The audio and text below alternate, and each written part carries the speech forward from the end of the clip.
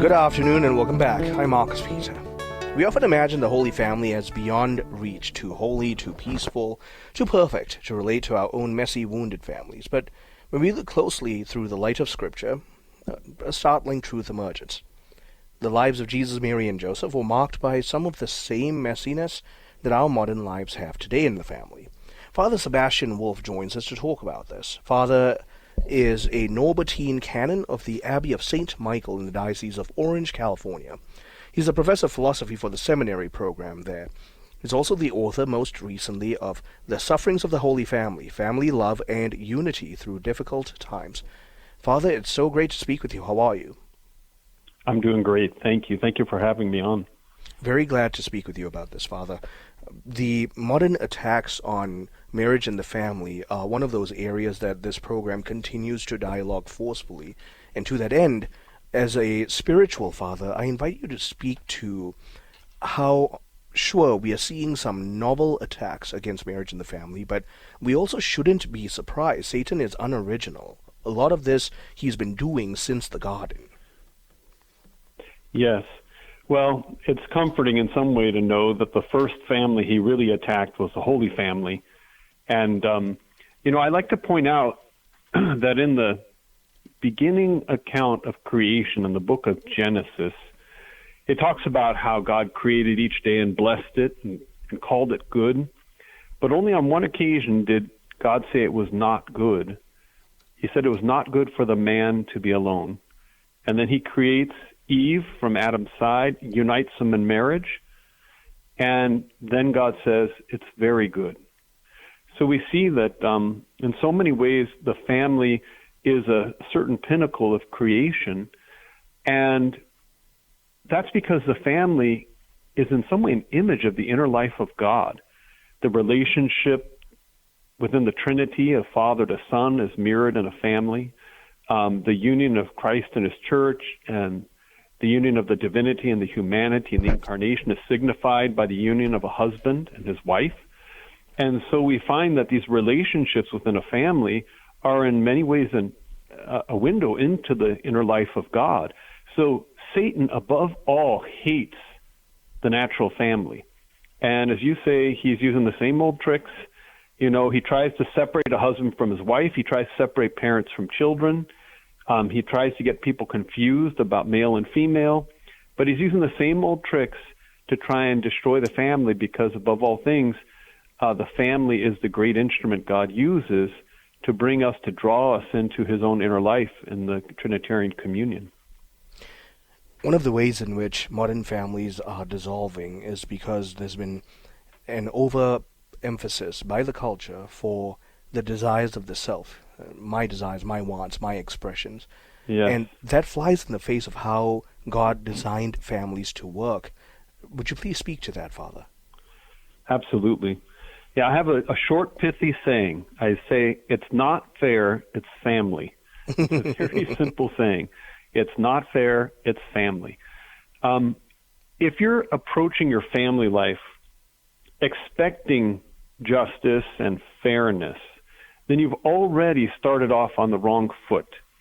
I point out that in family, relationships are unilateral and unconditional. So begin with the marriage vow. When a husband and a wife promise themselves to one another in their marriage, they say, I will love you and honor you all the days of my life, period. They do not say, if you love me and honor me all the days of your life, then I will love you and honor you all the days of your life. There's no condition placed on it. And that means each spouse binds themselves before God to love and honor their spouse, even if their spouse fails spectacularly. If their spouse is unfaithful to them, if their spouse is not fulfilling their side, it doesn't matter, because your vow as a married person does not depend on your spouse fulfilling their vow. And you might think, well, that's not fair. Well, that's the point. It's not fair. It's family. And similarly with parents and children. Your 16-year-old son, gets drunk and takes your car and crashes it. It's not your fault. It is your problem. And again, it's not fair. It's family. And unless human beings have relationships that are more than fair and just, justice and fairness result in an orderly, society where everything runs well, but it doesn't produce happy people. And in order to really have human flourishing and happiness, we need to exist in a kind of communion which goes beyond what's fair, because all of us fail. And what's fair is that we get excluded and our relationships get cut off because of our sins. That's what's fair. But who can live in that kind of society? We all have to have that place where even when we fail, there's forgiveness available, and someone is still faithful to us even when we're not faithful to them. So all of us going into our family experience, we have to begin with the premise, I'm going to give more than I get. I'm going to love more than I am loved. That has to be the beginning of your view of family life, because if it's not, you're not really thinking about a family. You're thinking about a court or some sort of just society, but you're not thinking about a family. Father, I taught high school for years and have done ministry speaking in different parts of the world for 18 years now. And one of the things I've realized about modernity is that we no longer seem to honor the commitments we make. It's like our words don't have the binding quality they ought to. Yeah. Can you please speak to that as a spiritual father, as a priest who has sworn covenant oaths himself? Yes. So, St. Peter, he describes the church as a bunch of living stones. And there's something very comforting about a stone. It's just always the same. You can always count on a stone, And having done much marriage counseling over the years, one of the things that I can testify is that a spouse really needs to be able to count on and depend on their spouse to always be there. And that requires a kind of a commitment that transcends our particular emotional state and our particular desires at any given time. In the modern world, as you say, modernity teaches us to always look for greener grass, to say, my life isn't perfect, so I want to look and find where it can be better, so I'm going to move to that other place. But here's the problem. God has sabotaged this world in such a way that no matter what we choose, we always have to give up something we really care about. If a man chooses to be a priest, he can't get married. If he chooses to get married, he can't be a priest. If he chooses to marry one woman, he can't marry another woman. So this life is sabotaged, and there's a reason for that. God doesn't want to have to drag us kicking and screaming into heaven because we like it here so much. It's only in the life to come that we have all goods together. In this life, a spiritually mature person understands that I'm not going to get everything I want in this life.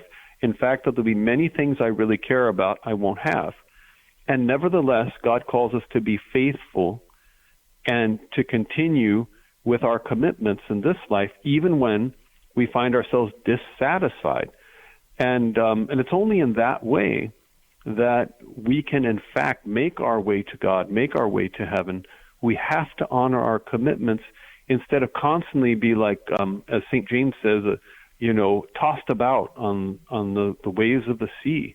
We have to be able to be more like God, who is unchanging and always faithful. God wants us to be like him. It says in Matthew, be perfect as your Father in heaven is perfect. And what God is not is unfaithful. God is not someone who's unfaithful to his promises. My guest is Father Sebastian Wolfe, Norbertine Canon of the Abbey of St. Michael in the Diocese of Orange, California. We're talking about his new book by EWTN Publishing called The Suffering of the Holy Family. And Father is walking us through the fact that family isn't fair, and that's wonderful. It takes hard work, but it's joyous. Continuing on the other side, I'm Marcus Peter.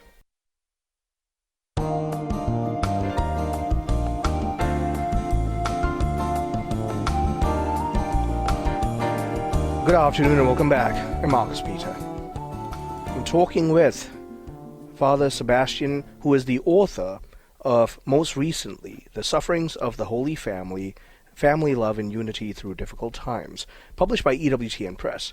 Father, I want to ask you to speak a little deeper into the fact that the Holy Family never had it easy, but that doesn't mean that they had a miserable life as a family. Yes. So, as I mentioned in the very introduction of my book, we tend to have this idealized sense of the Holy Family. We see on Christmas cards a beautiful nativity scene, and Mary and Joseph are there with the bright light shining around the baby Jesus in the manger. And the facts of that event were probably not as pleasant as we imagine. You know, I suspect it was very cold. I suspect it was smelly because of the animals. I suspect that it was not uncomfortable. I mean, it was not comfortable to be in a little trough that animals eat out of for the baby Jesus. And so we tend to idealize this. In fact, if we look at the objective facts of the Holy Family's life, here are a few examples of things that went wrong for them. The wife gets pregnant, and the father is not her husband. The husband then decides to divorce his wife. They're homeless when their baby is born. The family's constantly moving and on the run from the authorities. They live in poverty. Their teenage son runs away, and when he's finally found, he says someone else is his father. And at the end of it all, the father dies early, and then the son gets arrested, tortured, and killed while his mother watches. When we look at those events, we think to ourselves, gosh, that's the worst family experience ever. And yet, it was the ideal family, not because of the external circumstances of their life, but because of the interior way they responded to those external trials. So there is something justifying our idyllic view of the Holy Family. They were the perfect family, but not because everything went perfectly for them, but because they responded perfectly to everything that went wrong. And that's the heart of the message in my book, is that all of us have the ability to respond interiorly to the things that outwardly go wrong in our family, and in that way to make our family more like the Holy Family. One of the things you highlight in your book that I'd like to ask you to share with everyone listening is that embracing and leaning into the cross of family life doesn't make you sour. It doesn't ruin your life. If anything, that's a source of tremendous joy and happiness within family life. Yes. We so often make the mistake of thinking that happiness consists in being loved by other people. But the truth of the matter is, other people loving you doesn't make you good. They could just be wrong. You know, there's all sorts of people who love other people that are bad people. But what makes you good is when you love other people. And so if you love and that love is not returned, if you have to bear that cross, if you have to suffer out of love for someone else, no harm is done to you. You're just made a better person. And therefore, it's very important that everyone in the family begin with the presupposition, it's more important for me to love than to be loved. And my happiness will consist more in loving others than in being loved. And the paradox is, it's precisely the people who don't worry about being loved that end up being loved the most. You know, we're all familiar with that needy person, that emotionally needy person who constantly needs to be loved, and all their interactions with you are about getting love from you. And people don't feel comfortable around that. They feel their strings attached. They feel like, this is someone who is easily disappoint, and they'll be very upset with me if I don't give them the love they want. Whereas the person who comes into your life and they say, I'm just here to love you, and you don't have to do anything, that's a person everyone feels at ease around, and they just say, oh, this is someone that I can just see so easy. I want to spend my life with this person. And so it's so important to come into any relationship, and in particular into the family, as someone who is only seeking to love. And that often means that, people don't love you back the way you would like them to, but you should be okay with that.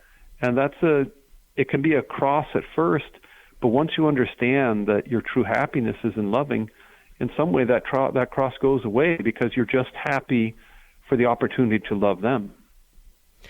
Can we highlight in that very specific train of thought the person of Joseph and how selflessly he loved? I mean, Son of God and the Immaculate Conception.